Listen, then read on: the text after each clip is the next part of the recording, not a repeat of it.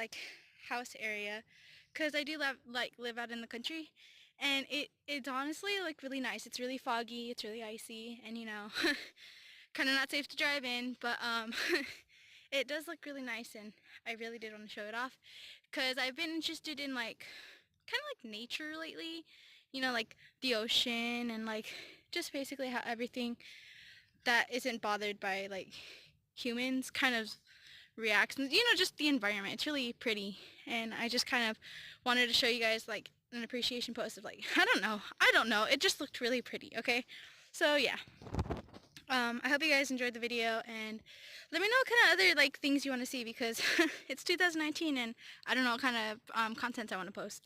I'm thinking about like cooking or art or just basically like stupid in the season things, but just let me know. Bye guys.